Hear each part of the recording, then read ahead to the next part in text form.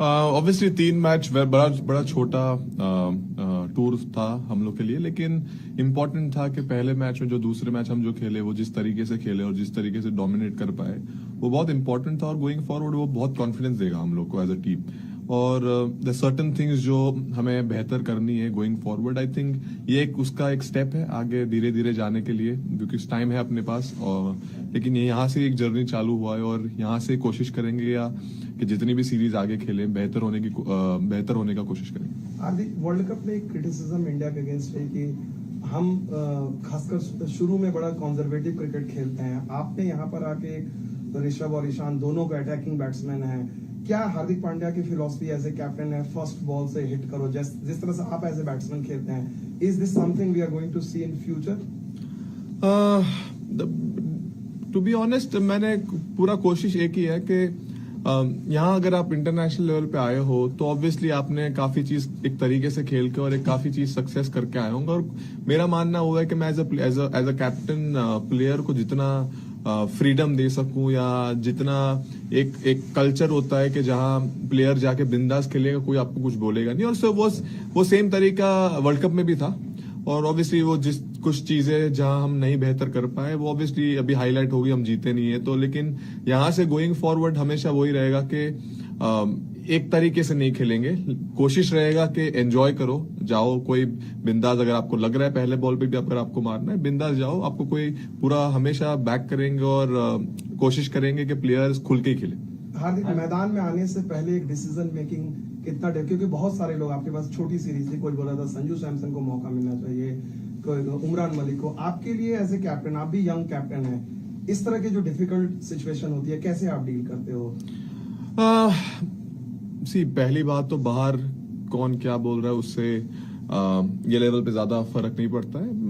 ये मेरी टीम है अगर, और कोच और मेरे को जो ठीक लगेगा, जो साइड हमें चेक करनी है, और बहुत समय है, सबको मौका मिलेगा, सबको पूरा मौका मिलेगा, और जब मौका मिलेगा लंबा मौका मिलेगा वो है। लेकिन ज्यादा डिफिकल्ट नहीं है। अगर बड़ा सीरीज होता तो डेफिनेटली, अगर ज्यादा मैचेस होके तो ऑब्वियसली अपॉर्चुनिटी मिलता, लेकिन जब छोटा है मैं ज्यादा चिप इन चेंज में बिलीव नहीं करता हूं और आगे भी बिलीव नहीं करूंगा। और सिंपल था जो टीम को जरूरत थी, जैसे मुझे 6 बॉलिंग ऑप्शन डलाना था, और वो चीज आई थिंक ये टूर में आया है। जैसे दीपक ने भी बॉलिंग डाला है कि थोड़ा थोड़ा करके ऐसे अगर बैट्समैन चिप इन करते रहेंगे so eventually in T20 cricket आपके पास बहुत सारे मौके मिल सकते हैं कि अगर कोई गेम जा भी नहीं रहा है तो आप डिक्टेट कर सकते हो कि नए नए बॉलर्स को डला के और सरप्राइज कर सकते हो बैट्समैन को। Hi Hardik, Aditya Bhattacharya from Hindustan Times. Today we got a glimpse into India's fast bowling future with Siraj and Arshdeep. The way they came back to give India breathing space, especially after the way those guys are batting. So how happy are you with their progress? Obviously Arshdeep has played a little more lately, but Siraj has gotten a fewer chances since making his debut. Especially a word on Siraj and overall progress with their tour. Obviously Siraj, I think Siraj did exactly what maybe I wanted from this wicket as a bowler. I think in T20 cricket, yes, you definitely get hit. Somewhere down the line, if you try to get saved by, if you go on defense as a bowler, you will have good days, but at the same point of time, when you are not having your good day, it will literally haunt you. So for me and for my bowling unit, my plan is simple. Let's be aggressive. What's going to happen? We're going to lose game, right? We're going to score maybe 200. That's the worst could happen.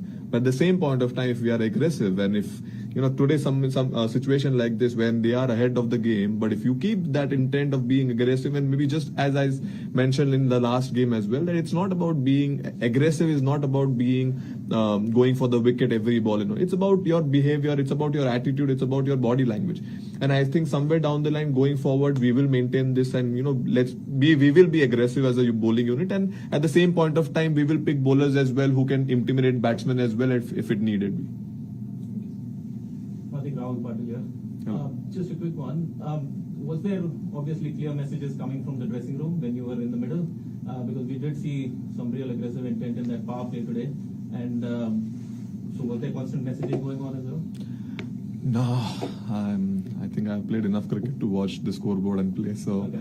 I was aware of the situation, and they were trying to pass on the same message. When I came out and they were like, we were trying to send a message to you, I said, but I already knew what you were trying to say. So obviously they thought, sometimes it happens when you're playing, you're not aware. But I think somewhere down the line where I play, most of the time I have to see the scoreboard and replay accordingly. So I was aware. So just a subset of that question then, how difficult is a modern T20 captain's job now? You not only have to make sure that your overs are bowled completely in that span of time, now you've got to worry about the rain radars and what's happening with DLS and all of this. How difficult is it? It's not difficult. It's there, everything on the scoreboard, and at the same point of time, I can make it more complicated and think about a lot. But it's something which obviously rain is not in my control. So it was simple to see the scoreboard and make sure that I realized that when it started drizzling, we were 63 and the DLS required 63. So that point of time, I was watching every ball and making sure that, we stay there only. To be honest, I did not expect the rain to come and close down the game. But my point was saying, if it stops, I want to be at the DLS. I want to be there. That's the reason all of a sudden when we were hitting, we realized that I just told Hudda that right now, let's keep playing and let's stay there. And obviously, if the rain stops, and at the same point of time, we lost wicket as well. So we had to consolidate and kind of take the game deep and do the same thing what I've been doing. Simple as that. Thank you. Hardik, firstly, many congratulations. Thank you so much. Rahul from India Today आज तक. हार्दिक, अब हर कोई बात करने लग गया है कि भाई हार्दिक पांड्या को T20 कप्तानी दे दी जाए, और ये मैं हम लोगों की मीडिया की बात नहीं कर रहा हूँ. आप सुनील गावस्कर ने बात कही थी रिसेंटली, अभी कल परसों रवि शास्त्री ने भी ये कहा कि वक्त आ गया है कि आप हार्दिक पांड्या को T20 कप्तानी सौंप दी जाए परमानेंटली.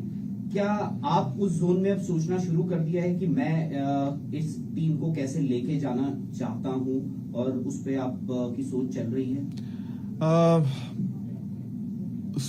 मेरा पॉइंट जब तक चीजें होती नहीं है उसके आप सोच नहीं सकते. ऑब्वियसली कोई अगर बोल रहा है तो अच्छा फील होता है, या टू बी ऑनेस्ट, यस, क्या ये जो बात बोल रहे हैं. लेकिन मेरे लिए सिंपल है कि अगर मैं एक सीरीज करूं या 2 सीरीज करूं या 1 मैच करूं, मेरा पॉइंट वो है कि जिस तरीके से मुझे खेलना है क्रिकेट, जिस तरीके से मैं गेम देखता हूं, मैं उस तरीके से कैप्टनसी करूंगा.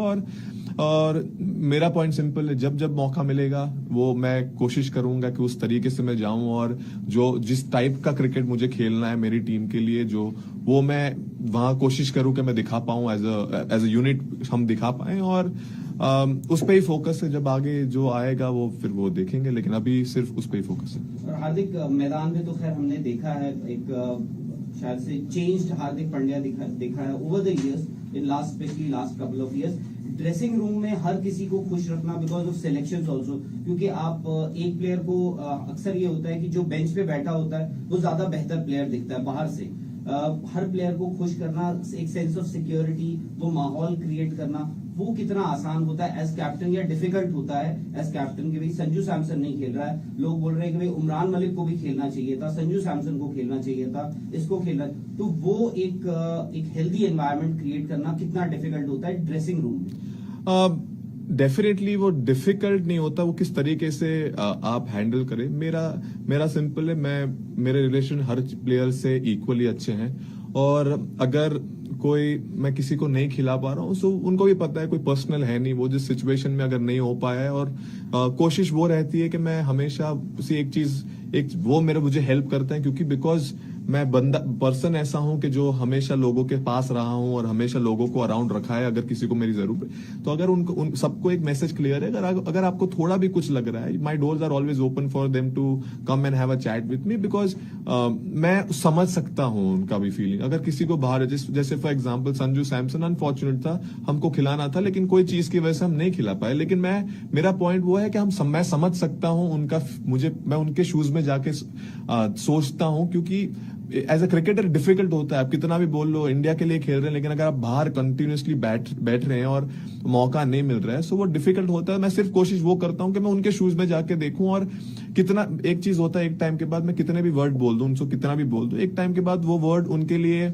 उनके लिए वो डिफिकल्टी रहते हैं, लेकिन at the same point of time अगर मैं कंटिन्यूसली वो चीज मैं रिपीट कर पाऊं और एक हेल्दी एनवायरनमेंट रख पाऊं जहां प्लेयर को पास अगर उनको बुरा लग रहा है, so they have the right to come and speak to me and they have the right to go and speak to the coach.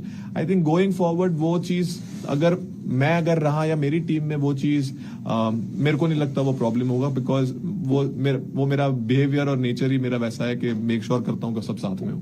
And just one. आज you played 6 batsmen and 5 bowlers. Was it a conscious decision, tactical move that you wanted to go in with 6 batsmen and 5 bowlers?